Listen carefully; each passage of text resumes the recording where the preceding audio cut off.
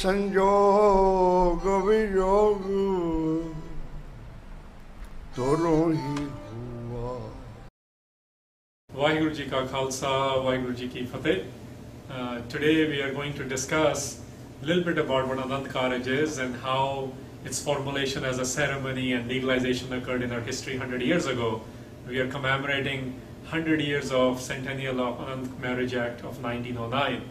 So as soon as we talk about Anand Karaj, the first thing which comes to our mind is there is a ceremony, and within that ceremony there is a Sikh context to it, how within our culture we celebrate this, and also how you and I actually play a role in nation building by following certain customs and rites.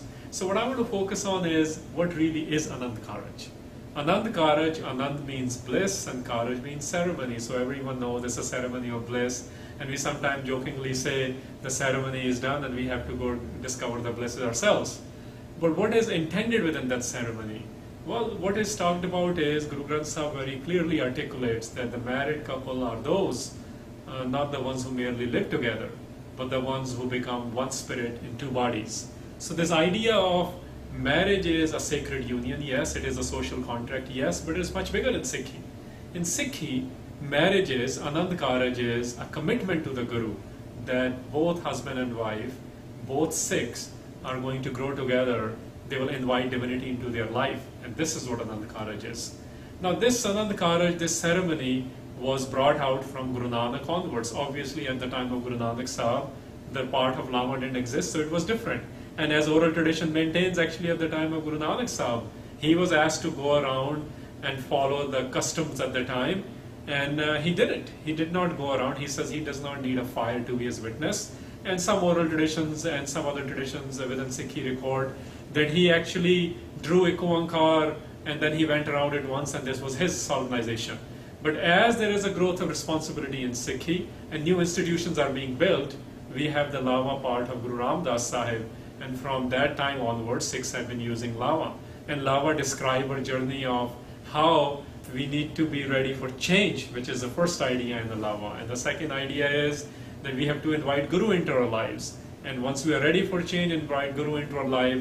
Through Sangat we develop together, and this is how you bring Sahaj into your lives. So that's roughly the idea behind Sikh marriage or Anand Karaj.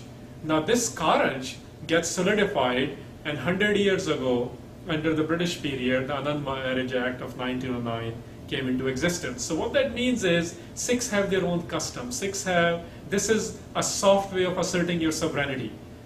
For example, when we think of our ceremonies, look at what Anand Karaj has become today. We might say, well, Anand Karaj has become, very few people show up at Anand Karaj, a lot of people show up at receptions. That's true. But why is this happening? Because our ceremonies are getting diluted.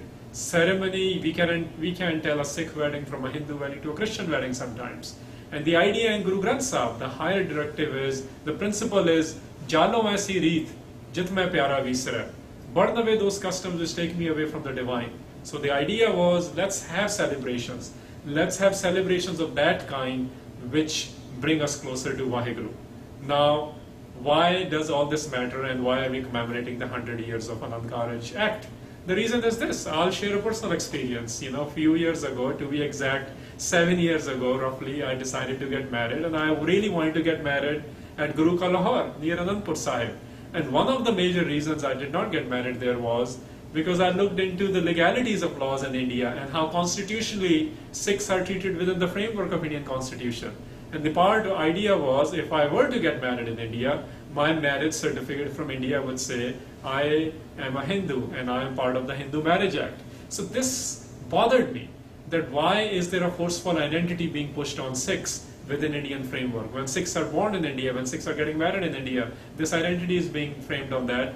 Whereas during the British period, this Anand Marriage Act of 1909 established that we are an independent nation. We are sovereign people, we have our own customs. And in independent India, this act was repealed and it was replaced by other marriage acts which do not recognize Sikhs as a separate entity. So the idea is that within the last 50 years, we have been struggling from several angles within the Indian constraint, and another angle is that the marriage of Sikhs in India is also not independent. Few communities have been working on this. In Pakistan, Anand marriage got replaced. In America, we don't have that issue. In the Western world, we don't have an issue. So the idea is, within the Indian constraint, we need to understand, we need to get this replaced from the Anand Marriage Act again. So if you are married already, then the refocus needs to occur. How are we bringing ourselves together to divine? How are we inviting Guru into our life? If we are not married and you're looking to get married, then the number one question should be, where do you get married and what values are you looking for in your partner?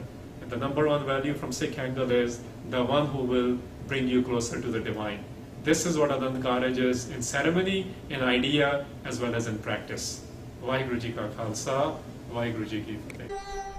संजोग वियोग दोनों ही